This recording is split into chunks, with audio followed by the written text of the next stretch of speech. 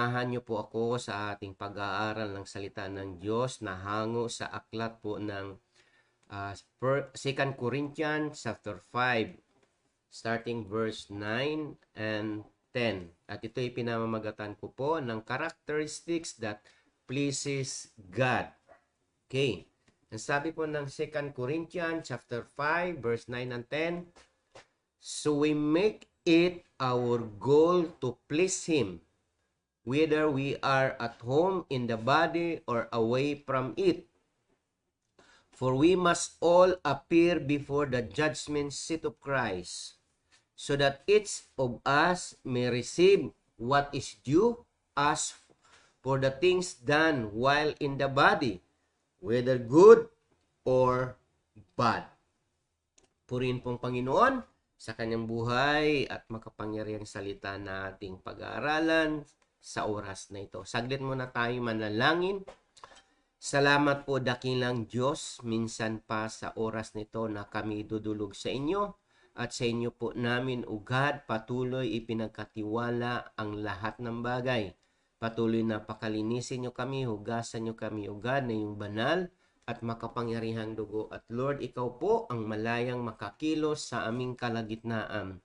Lord, habang kami po'y nag-aaral, patuloy kang kumilos, maging sa bawat isa na nakikinig. Lord, samahan nyo kami at nawa, Lord, anumang kahilingan, anumang pangangailangan ng bawat isa, Lord, sa pamamagitan ng iyong mga salita, mapagpala po ang bawat isa sa amin.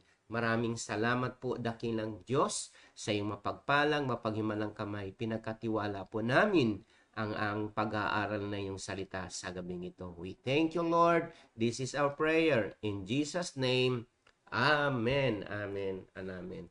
Praise God. Magandang gabi po muli. At kamusta na po tayo? At nasa alert level 2 na po tayo. At medyo maluwag-luwag na po ng konti.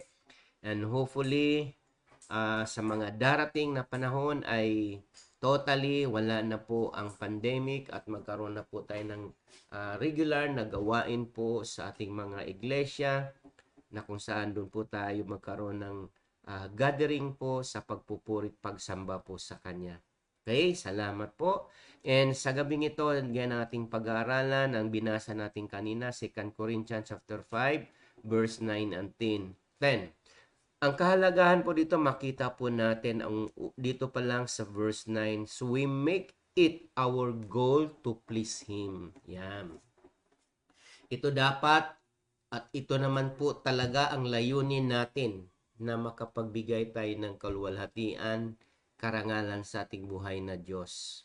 San man tayo, dapat po ang ating mga ginagawa ay nakakapagbigay kaluguran sa ating buhay na Diyos. Bakit kailangan natin? Why should we have to make please God? Kasi ang sabi nga doon sa aklat nga ng Hebrew 11 verse 6, without faith, it is impossible to please Him.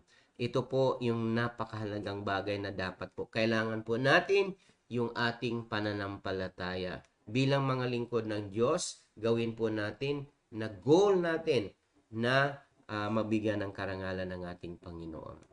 Why we please God? Pleasing should be the believer's greatest ambition. Yan.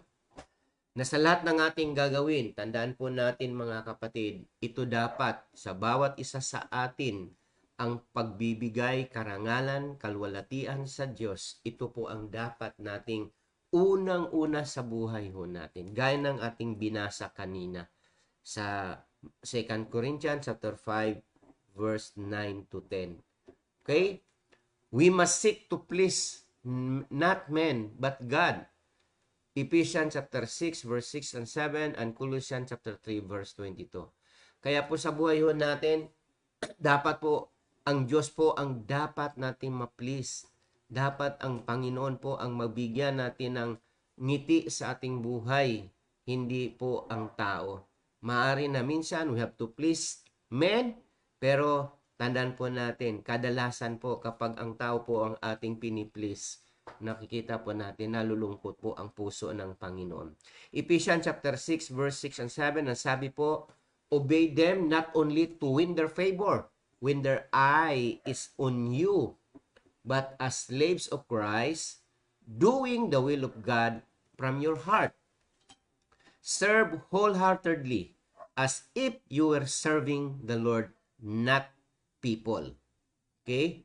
Sa paglilingkod po natin sa kapwa, ang sabi nga ho na doon, gawin po natin ng buong puso na ginagawa natin yung mga bagay na dapat po natin gawin araw-araw. Ang sabing as if we are not serving people but we are serving God, serving the Lord. Serve Him wholeheartedly. Kaya po, nararapat po na sa paglilingkod, sa paggawa po natin ng mga tungkulin po natin, gawin po natin ito na makapagbigay kaluguran sa ating buhay na Diyos. Colossians 3:22, ang sabi po doon, slaves, obey your earthly masters in everything, and do it not only when their eye is on you, and to carry their favor, but with sincerity of heart and reverence for the Lord. Mga kapatid, hindi lang po natin gawin ang isang bagay kapag may nakakita sa atin. Pag nakakita yung boso natin, yung amo natin, gawin po natin kahit may nakakita o wala. Dahil tandaan po natin, sa lahat ng bagay na ating ginagawa, meron nakakatunghay sa atin, may nakatingin sa atin sa itaas. At alam niya kung ano ang ating ginagawa. Kaya paalala po sa atin, even po nga, sabi no, slaves, obey your earthly masters in everything. And do it. Gawin po natin kung ano yung mga bagay na dapat po natin gawin. Gawin po natin to ng may pagmamahal. Kaya nga ang ating theme for this month, ang sabi nga po doon sa 2 Corinthians chapter 16 verse 14, do everything with love. Kaya po, lahat ng bagay ay gawin po natin ng may pagmamahal. Ito po ang nais ng Panginoon sa atin. Gawin natin ang lahat ng bagay ng may pagmamahal sa Diyos. Okay. Why we should please God? Because pleasing God is the first purpose of your life, of our lives. Ito yung pinaka-purpose ng buhay natin. Bakit tayo narito sa mundong ito? To please God. Sabi na Revelation 4:11, you are worthy, our Lord and God, to receive glory and honor and power, for you created all things, and by your will they were created and have their being. Yan. Kaya po, ang Diyos po ang may likha sa atin, ang Diyos po ang may lalang sa atin. Napakaganda ng plano ng Diyos sa atin. Kaya po, nararapat lamang na magbigyan po natin siya ng kapurihan sa ating mga buhay. Because this is our purpose. This is our main goal, main purpose po natin. Bakit narito tayo sa mundong ito? Mabigyan natin ng karangalan ang buhay na Diyos na lumikha sa atin. Kaya po, sabi nga doon, you are worthy, Lord. You are worthy, Lord. Ikaw lamang ang karapat-dapat, Panginoon, na purihin, sambahin.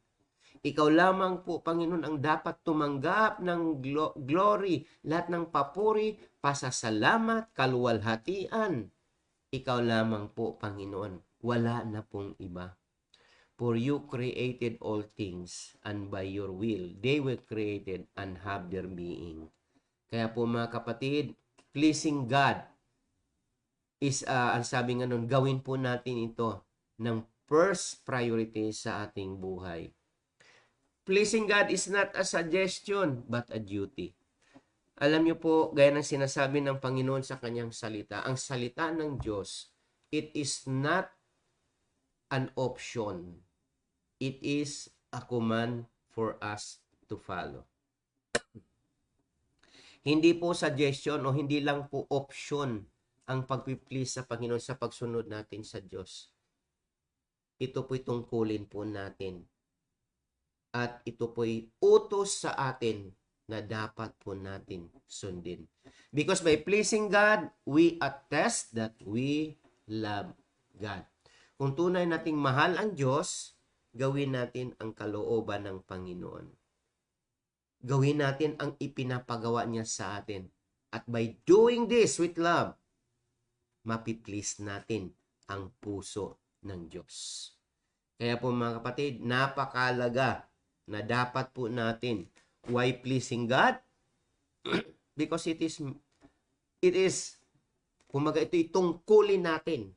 Pinaka main goal po natin sa mundong ito, mabigyan ng karangalan ang ating buhay na Diyos.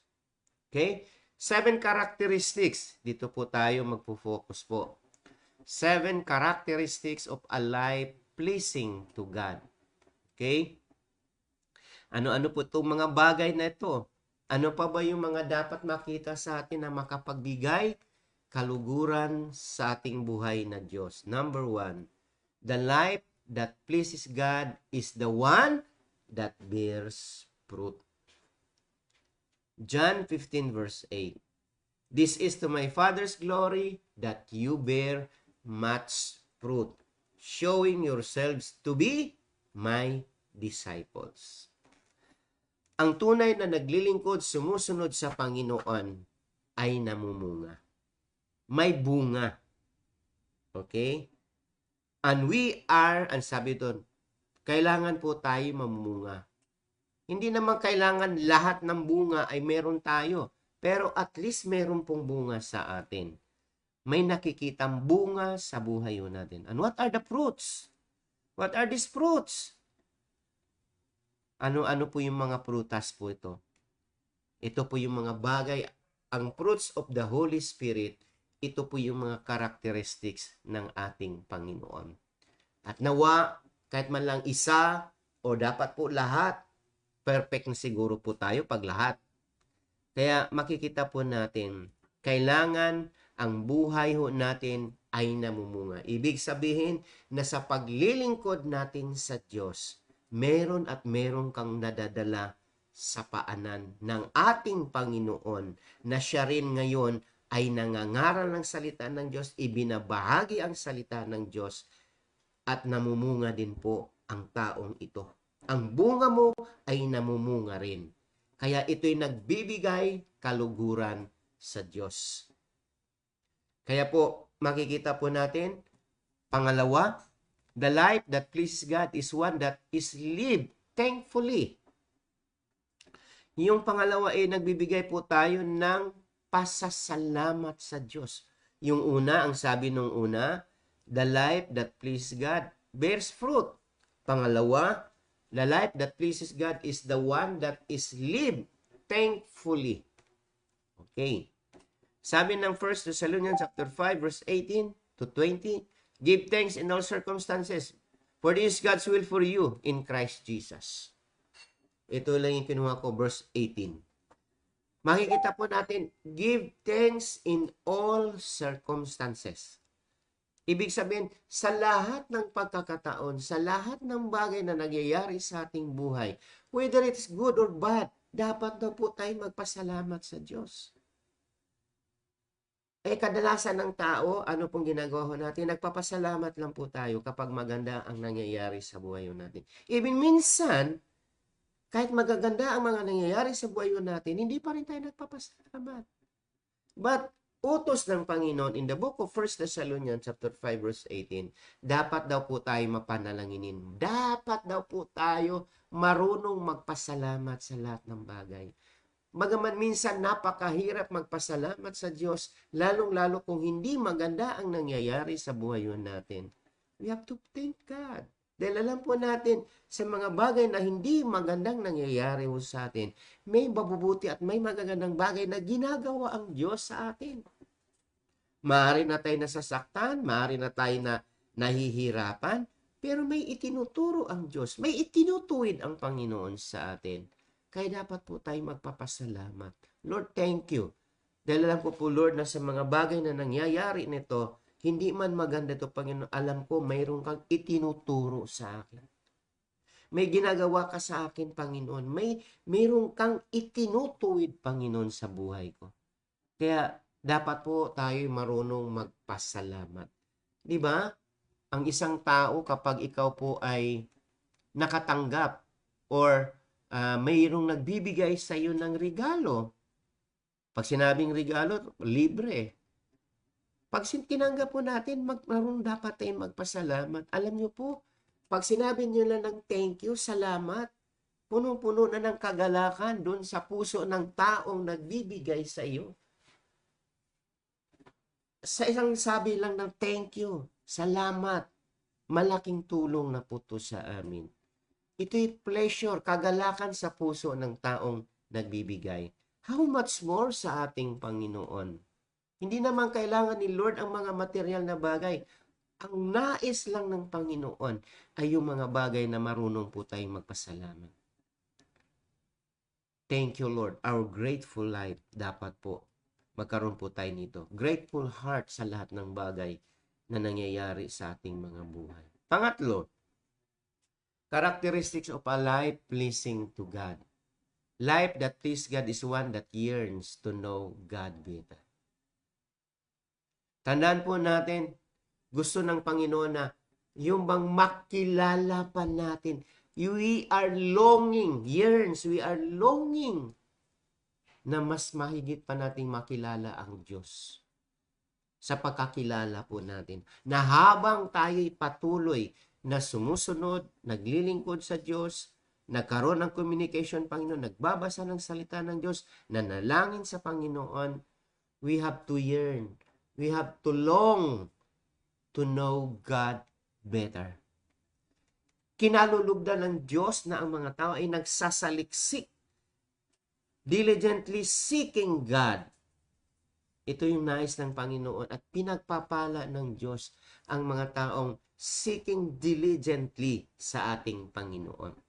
Kaya po makikita po natin dito isang katangian ng isang lingkod ng Diyos tagapagsunod sa ating Panginoon ay yung buhay ho natin ay patuloy. Sabi nga, the life that pleases God is one that yearns or longs to know God better. Kaya tandaan po natin mga kapatid, sabi nga doon, nothing in this world can satisfy us. Kung hindi ang salita ng Diyos, ang Panginoon lamang ang nakakapagbigay ng satisfaction sa ating mga buhay. Nagbibigay sa atin ng kagalakan, nagbibigay sa atin ng kapanatagan, ang salita ng Diyos, ang ating Panginoon. Diba? Ang salita ng Diyos. Ang sabi nga ng Bible in John chapter 1 verse 1, in the beginning was the Word, and the Word was with God, and the Word was God. Kaya ang salita ng Diyos, in the mere essence, it is God. Because God is the one speaking to us kung sino ang Diyos. Kaya sa pagsasaliksik natin sa Panginoon, magbibigay sa the life that pleases God is one that yearns, longs to know God better. Kaya mga kapatid, patuloy natin saliksikin ang salita ng Diyos. Patuloy natin kilalanin ang ating Panginoon. Patuloy natin gawin ang kalooban ng Diyos para natin siya mas higit pang makikilala. Another thing, another characteristic, ang sabi nga doon, the life that pleases God is the one that is live in faith. Namumuhay ng may pananampalataya. Okay? We live by faith, not by sight. Mga lingkod ng Diyos, tandaan po natin. We live by faith, not by sight. Tandaan po natin yan. Kaya 2 Corinthians chapter 5 verse 7, nandun po yan. We live by faith, not by sight. Kaya in the book of John chapter 11 verse 14, sabi po doon, then Jesus said, did I not tell you that if you believe, you will see the glory of God? Ano ibig sabihin ito? Pananampalataya natin, paniniwala natin sa Diyos na ang ating pinaglilingkuran ay ang buhay na Diyos na may likha sa lahat ng bagay. Ang buhay na Diyos na nagsasabing hindi Kanya iiwanan, hindi Kanya pababayaan. At ang buhay niya Diyos nagsasabi siya'y babalik upang kunin tayo. John chapter 14. Kunin tayo at isama niya tayo sa Kanyang kaharian at kung nasaan siya ay naroon din po tayo. It is life that please God, one that is lived in faith. Tandaan po natin kapatid, hindi pwede natin mapiplease ang Panginoon without faith. Hebrews 11 verse 6, It is impossible to please God without faith. Kaya kailangan natin ipamumuhay natin yung ating pananampalataya. Na alam po natin kahit hindi pa natin nakikita ang mga bagay nito, nanampalataya po tayo na darating ang mga bagay nito. Excuse me. Life that please God is the one that is live in faith. Ipamumuhay ho natin, mga kapatid. Kaya po, paalala po sa atin bilang lingkod ng Panginoon, we need to please the heart of God. Next, isa pang bagay, characteristic of a life pleasing to God. A life that pleases to God is the one that is lived for God's glory. Na sa lahat ng ating ginagawa, ang ating ginagawa, ito lamay ay makakapagbigay kaluguran sa ating buhay na Diyos. Makapaglingkod, makapagbigay karangalan sa ating Panginoon. That we can give glory to God, honor and glory to God sa lahat ng ating ginagawa. Mahirap man o whatever it is na ating ginagawa, gawin po natin ito ng may kagalakan sa ating mga puso, ng may pagmamahal sa Diyos. At kapag ginawa natin ang mga bagay na ito, alam niyo po, tayo po'y nakakapagbigay kaluguran sa ating Panginoon. Whatever it is, maliit na trabaho, anong ginagawa ho natin? Gawin po natin ito ng may pasasalamat sa Panginoon. Gawin po natin ito na, Lord, thank you sa mga bagay nito. Ano man tayo, anong trabaho natin, kung anong tungkulin natin, gawin po natin ng may pasasalamat sa Diyos. Mga bagay na ating ginagawa na nagmumula sa puso, ito po'y nagbibigay kagalakan at God's glory sa ating Panginoon. Okay? Lapit na po tayo matapos. Sabi po doon, another characteristics of a life pleasing to God. Life that please God is one that is lived in holiness. Kapatid,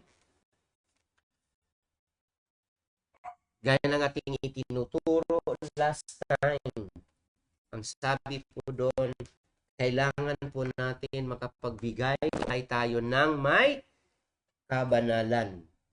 May kabanalan sa ating mga buhay. Ang sabi ni Lord, be holy, for I am holy. The one who called you is holy. Yun po yung pinag-aaralan natin last time. Ang Diyos na tumawag sa atin ay banal at nararapat lang po na tayo'y mamumuhay ng may kabanalan sa harapan po ng ating Panginoon. Holiness. Ito po ang madalas na itinuturo at pinapaalala sa ating spiritual director, Brother Eddie, na bilang mga lingkod ng Diyos, dapat tayo mamuhay ng may kabanalan. Dahil ang Diyos na ating pinaglilingkuran ay Diyos ng kabanalan. Whom He has sent in the will of the Lord, only those who has clean heart and a pure heart. Clean hands and a pure heart.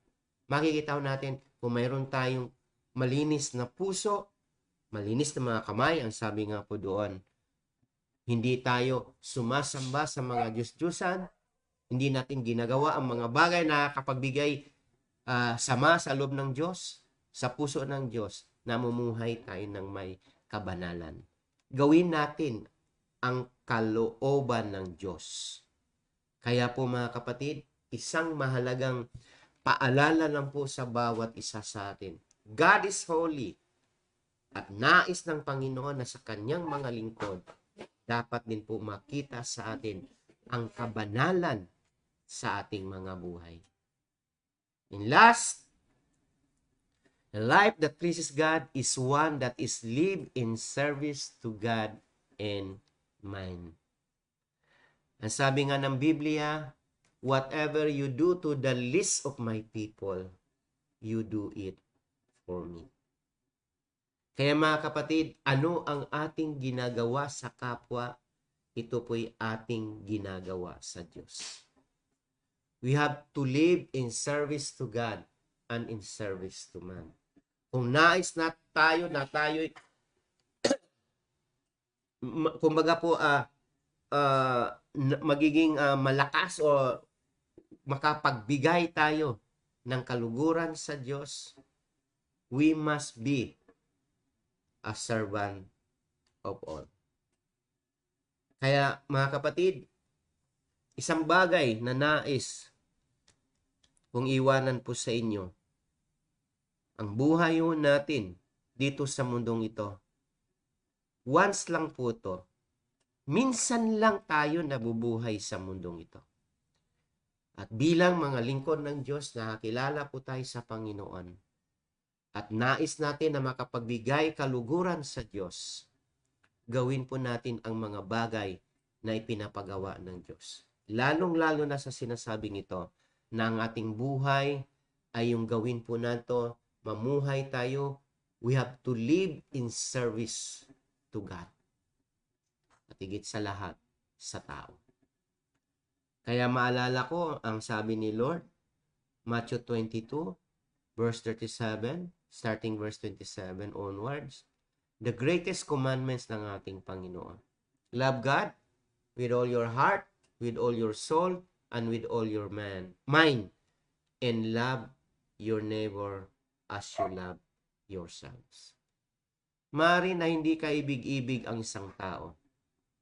At minsan, ayaw mo silang paglingkuran.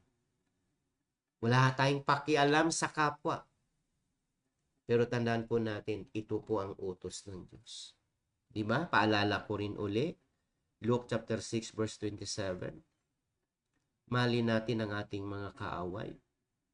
Dito po ipinapakita ng Diyos na tayong lahat ay dapat po magaya, matulad natin ng ating Panginoong Hesus. Even to the time na siya'y mamamatay na sa krus, yung mga taong nagpahirap sa Kanya, umaalipos na sa Kanya. Nung nandun na sa krus, anong sabi ni Jesus? Ama, Ama, patawarin mo sila dahil hindi nila alam ang kanilang ginagawa. Dito ipinapakita ng Diyos yung Kanyang pagmamahal sa makasalanang sangkatawan. Kaya po sa atin, buhay natin, tayo po'y nakakilala na sa Panginoon, alam na po natin to ang mga bagay na ito. Life that pleases God is one that is lived in service to God and man. Kaya po mga kapatid, bilang paalala lang po sa atin, buhay ho natin, dapat po tayo po'y nakapagbigay kaluguran sa Diyos. We must offer our lives a pleasing sacrifice unto the Lord. Kaya po, buhay ho natin ay dapat po nating gawin nating kalugod-lugod sa harapan po ng ating Panginoon. Ask God na anumang mga bagay na dapat pa nating gawin, mga bagay na dapat pa nating iwasan, at gawin po natin ang kalooban ng ating Panginoon. For us, na makapagbigay tayo ng kaluguran sa ating buhay na Diyos. Because our God is a holy God. Let us pray. Salamat po, Panginoon, sa gabing ito, sa pagpaalala niyo po sa amin, sa kahalagahan, Lord, na ang aming mga buhay ay makakapagbigay kami ng kaluguran sa iyong puso, Panginoon. Lord, bilang mga lingkod mo, turuan niyo kami na mamuhay ng may kabanalan, Panginoon. Gawin namin ang iyong kalooban, Panginoon. Lord, ikaw po ang malayang makakilos sa aming mga buhay. Samahan niyo kami, Panginoon, saan man kami pupunta, saan man kami dadalhin, Panginoon, ano man ang aming gagawin, O God. Lord, we pray na patuloy ikaw ang mabigyan namin ng karangalan sa aming mga buhay. Take full control of everything, O God. At Lord, samahan niyo pa kami, gabayan niyo pa kami, Panginoon. And Lord, ikaw po ang malayang makakilos sa aming mga buhay. And even, O God, sa lahat, Lord, na nakikinig at naabot, Panginoon, ang live stream na ito. Lord, I pray for your favor. I pray for your blessings to be upon them, Lord. Maranasan din po nila, Panginoon, ang kagalakan sa kanilang mga puso At higit sa lahat, Lord, maranasan din po nila, Panginoon, ang iyong pagmamahal, ang iyong pag-ibig, O God. At Lord, salamat dahil patuloy naranasan po namin ang iyong pagkalinga. Ingatan niyo po ang bawat isa sa amin, Lord, lalong-lalo na sa panahon ito na meron pang pandemic, O God. Lord, we pray for your covering. We pray for your protection, Lord, to be upon each and every one of us, O Father God. Lord, salamat. Maraming pong salamat, dakilang Diyos. Nawa ang mga salitang inilagay niyo sa aming mga puso ay mamunga ito, Panginoon. Magkaroon kami, Lord, ng bunga sa aming mga buhay at makikita niyo, Panginoon, na tunay nga ang aming buhay ay nakakapagbigay kaluguran sa iyong dakilang pangalan. Salamat po sa iyo namin, Lord. Patuloy pinagkatiwala ang lahat ng bagay. Salamat po. Ito po ang aming salmo't dalangin ng may pananampalataya sa pangalan po ng aming Panginoong Yesus. Amen. Amen. Amen. Praise God.